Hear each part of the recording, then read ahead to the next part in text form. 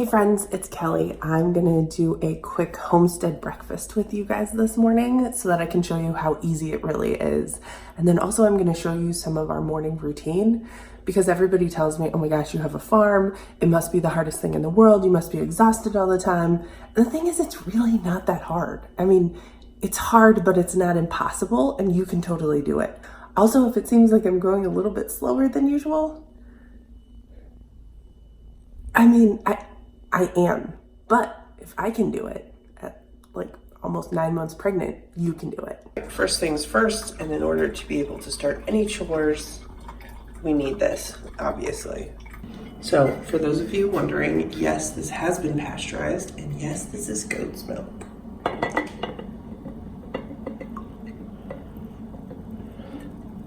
I'm gonna grab some of this really gorgeous chard. So I'm just gonna kind of grab some of these bigger stalks. And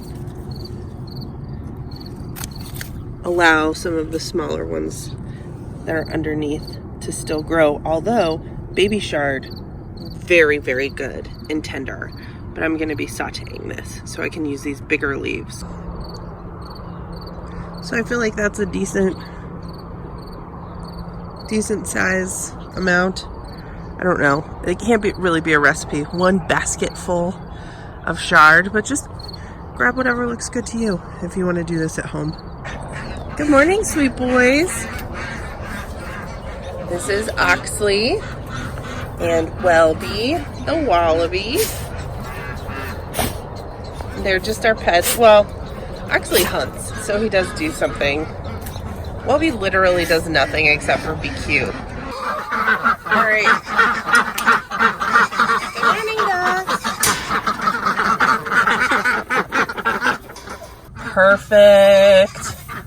Perfect breakfast. Look at that, perfect breakfast.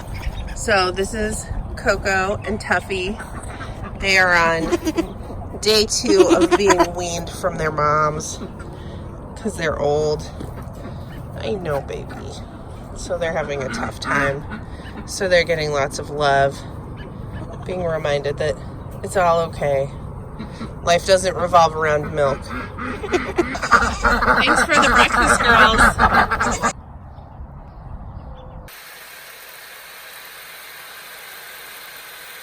Okay, so now we've run outside. This is Bella. She knows what time it is.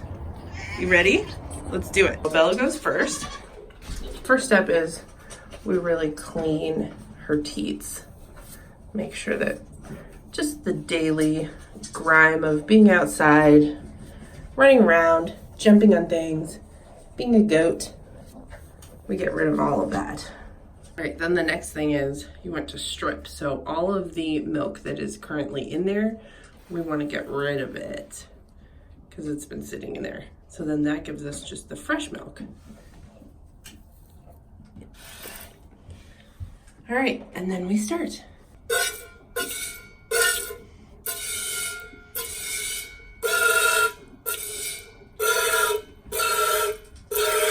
Okay, I'm done. We just call her sister. Oh, her sister's already ready to go. So this is Foxy, and she jumps up, and that's the routine: is we go one at a time, and they go in order. Now it's her turn.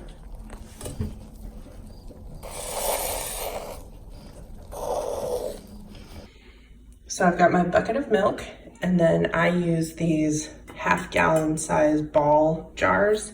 They're super easy to put into the dishwasher and sterilize. And that, by the way, was my rule with everything goat related, is I have to be able to just shove it in the dishwasher, hit the sterilize, and that's it. So because you don't know if there's little flecks of either dust or errant hairs that came off, you want to filter it as quickly as possible. And so I just buy these filters on Amazon and just kind of shove it in there, kind of turn it into a funnel and then filter it. Super easy.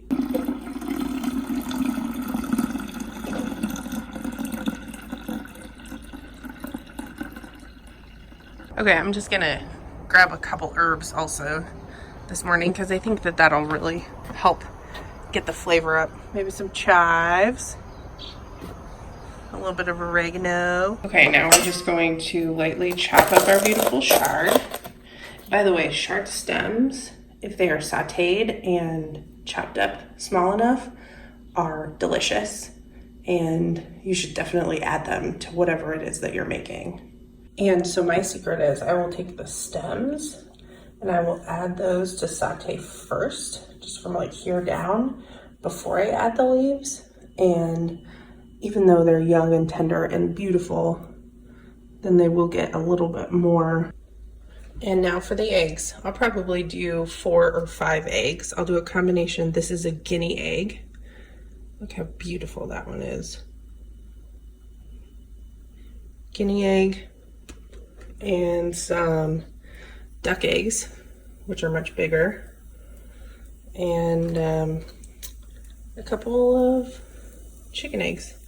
Now, I know there's no way to really compare because you can't see an egg from the store, but there's really nothing better than a farm fresh egg from your own birds, especially ones that are out mosquito hunting right now. It's just a very orange yolk, just really beautiful and extra special. So I'm going to go ahead and whip these eggs up with a little bit of goat's milk to add some body, and you can see my stems are starting to saute just a little bit, which is nice. And then so I will add the rest of the leaves.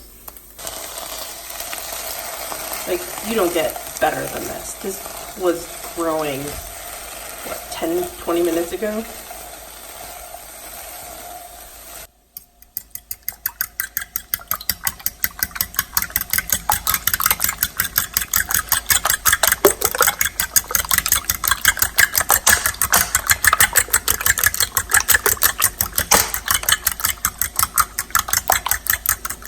That one just will not break.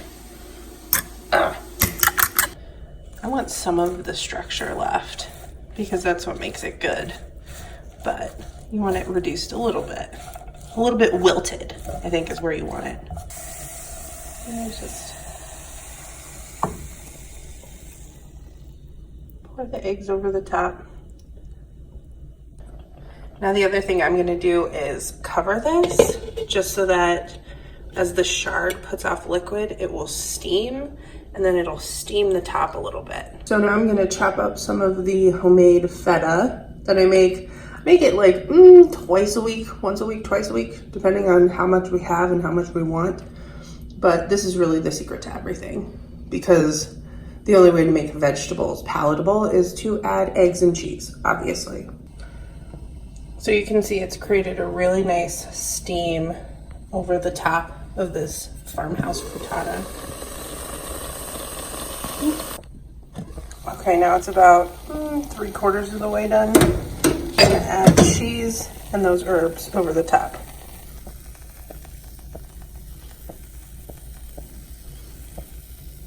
So easy. And yet, doesn't that look great? See, the eggs aren't quite done, so the cheese will get nice and warm, a little bit softer, but it will still hold its structure because you don't cook it the whole time. And so you want to cook it until the eggs in the middle are just set. You can see there's some liquid on top, but that's from the feta. But the eggs themselves are all cooked.